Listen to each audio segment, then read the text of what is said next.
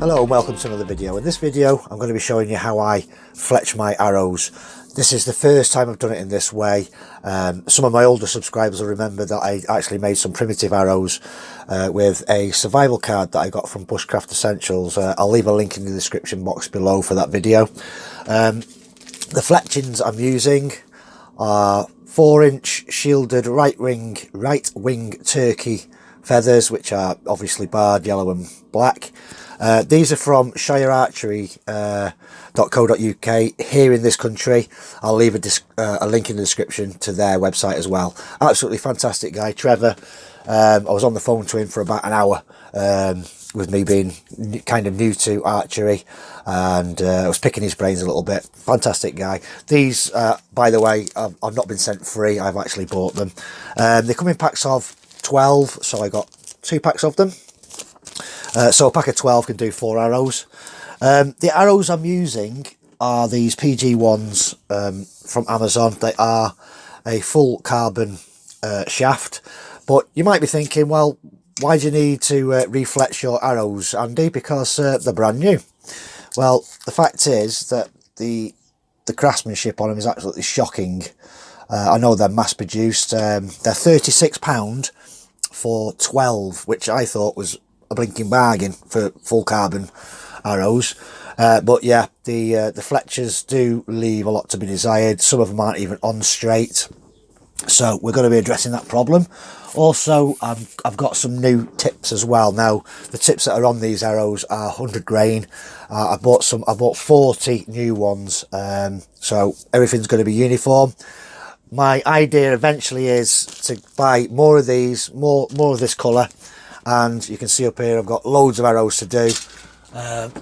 In this canister, this tubular quiver, there's about another 12 arrows in there. I'll just spin you around and you can see probably more arrows just up there. I can't see because of the reflection. Well, that's a different subject, these wooden arrows up here. But yeah, I'll be doing all them as well. Right, so I've got a jig off Amazon. They're all kind of fairly generic. They all do the same job. You can see I've just marked it with a black felt tip there, black marker pen. That's where the fletching is going to start. I'm not going to go into the jig itself because there's tons of videos on YouTube already. I'll leave a link in the description box below to this particular jig. Mine's come set up already, but there is a comprehensive kind of manual that you get with it to tell you how to set it up. Now, I'm a traditional archer, so I use a takedown recurve bow. You can see this one just up here, and I've got another one. So I fire the arrow straight off the shelf. So I'm not too bothered about the orientation of what's called the cock feather, for those that don't know. The cock feather, if you're going to fire your arrow, the cock feather is the one that's 90 degrees and points outwards. You get that a lot on compound bows, and obviously compound bows use the rubber kind of vanes rather than actual feathers. So anyway, that's me waffling. Going to bring you in closer now and talk a little bit more about what we're doing here. So I'll just go over the basic functions of the jig. This part is where you put your fletching in, put your glue on. This part is magnetic.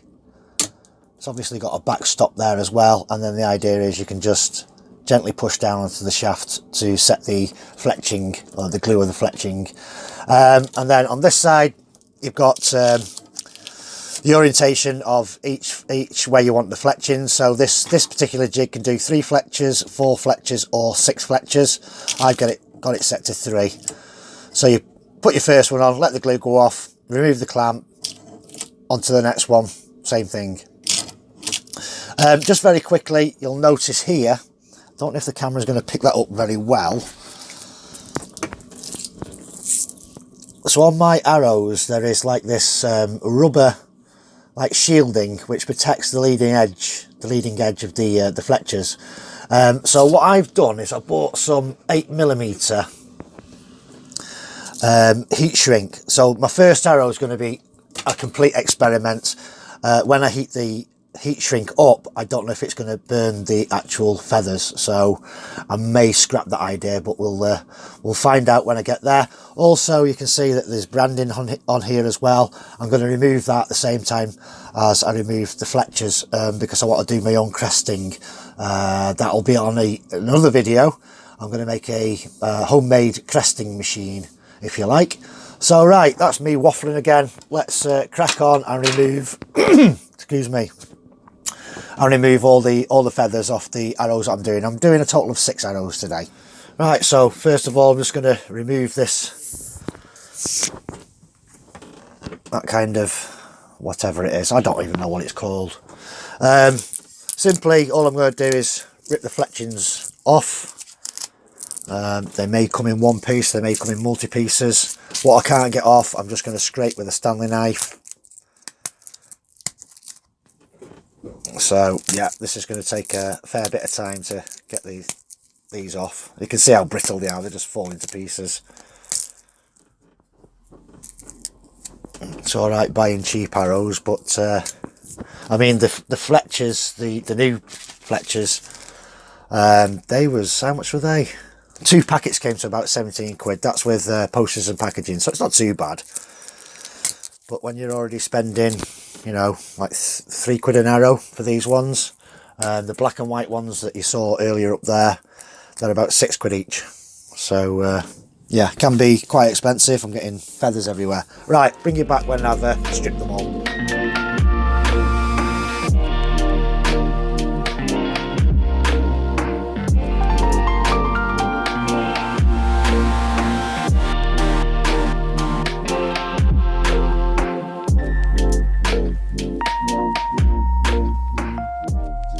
So every day's a school day. I found the best technique in the end was to use a brand new blade and just gently go along the shaft, and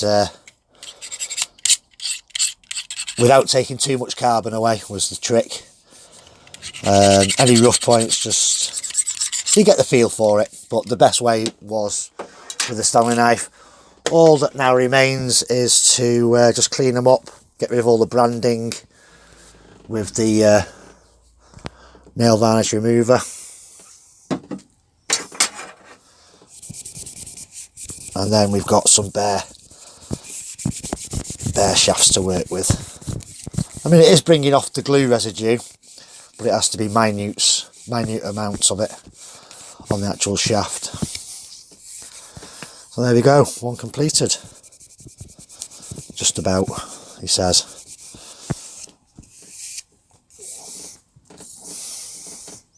Fantastic.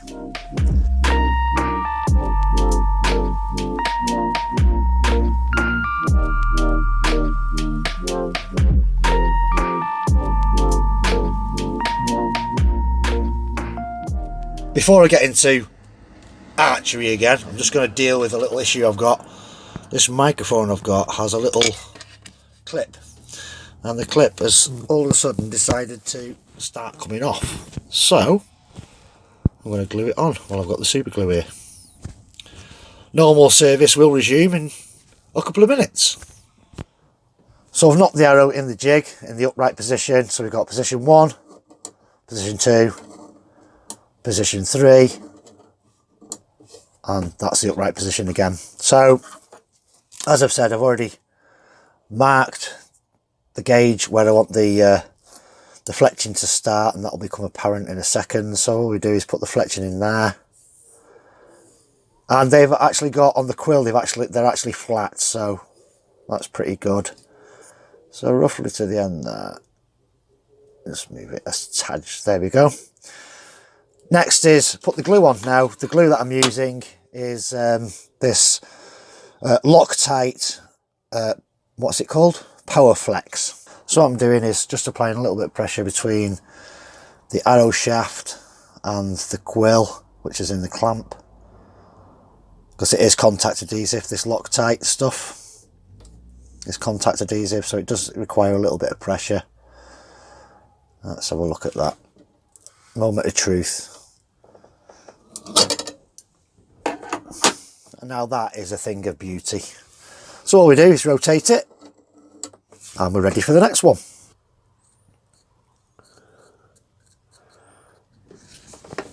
Right, again, up to the datum end. Give it a bit of pressure. Here we go. Let's have a look. Beautiful. And then on to the third one. Okay.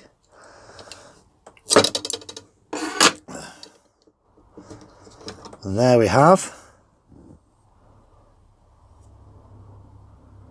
some new fletchings.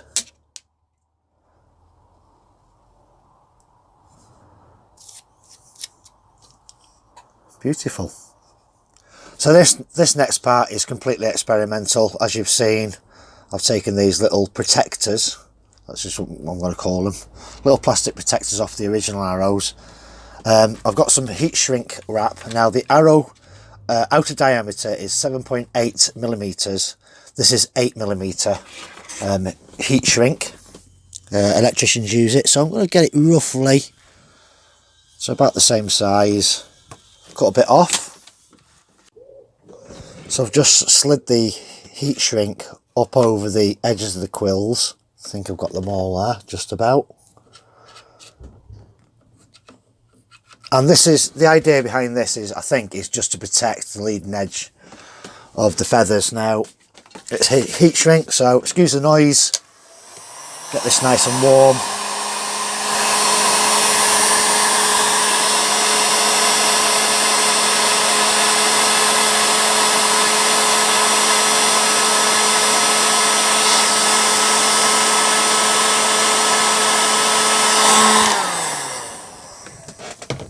Let me just check, see if that's okay. Yeah, that's done the job. Right, so no tips on yet. Put it into the tube, let everything dry and set. But yeah, they're looking nice, aren't they? 5 to go, but I'm not going to bore you with that. So the last thing to do with the arrow is to put the tip on. Like I say, I bought 40 new 100 grain tips.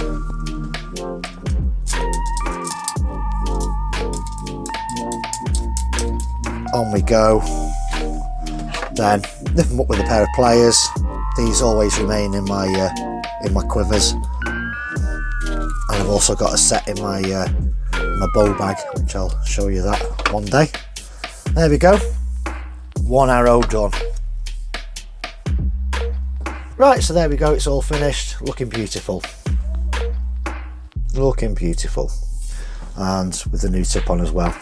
So, hope you've enjoyed this video. Please like and subscribe, give me a thumbs up, all that jazz. I'll see you on the next one, guys. Thanks for watching.